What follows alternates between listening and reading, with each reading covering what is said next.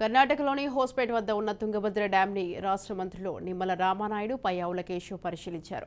ఈ సందర్భంగా రాజకీయాలకు అతీతంగా టెక్నికల్ సమస్యలను పరిష్కారం చేయడానికి నిపుణులతో చర్చలు జరుపుతున్నామని మంత్రి నిమ్మల రామానాయుడు తెలిపారు. ముఖ్యమంత్రి చంద్రబాబు సూచనలతో త్వరితగతిన పనులు జరుగుతున్నాయని అన్నారు.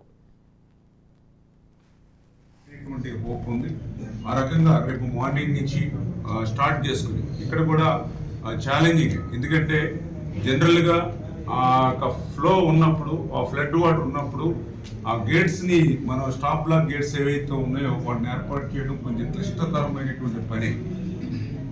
అందుకనే జనరల్గా ఇప్పుడు ఏదైతే ఇది దగ్గర 1633 ఏదైతే స్క్వేర్ ఫీట్కి ఫుల్ రిజర్వాయర్ కెపాసిటీ ఏదైతే ఉందో దాన్ని 1613కి అంటే టోటల్గా తగ్గిపోయిన తర్వాత ఈ గేట్స్ని అమర్చాలంటే ఈజీగా వర్క్ కొంత ముందుకు వెళ్తుంది. కానీ దానివల్ల 105 టీఎంసీల నుంచి 40 టీఎంసీలకి రిజర్వాయర్ కెపాసిటీ పడిపోతుంది. ఫ్యూచర్లో ఫోర్కాస్ట్లో మనకి ఫ్లడ్ వాటర్ రాకపోతే కింద రబీ మాట దేవుడు ఎరుగు, ఖరీఫ్ కూడా నీరు ఉందనేటువంటి పరిస్థితి, త్రాగునీరు కూడా ఇబ్బంది అవుతుంది.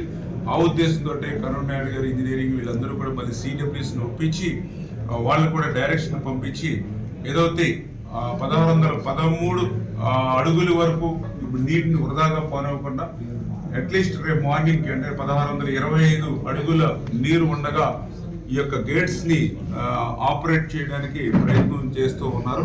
అది ఫలించాలని చెప్పేసి మేము కూడా కోరుకుంటూ ఉన్నాం.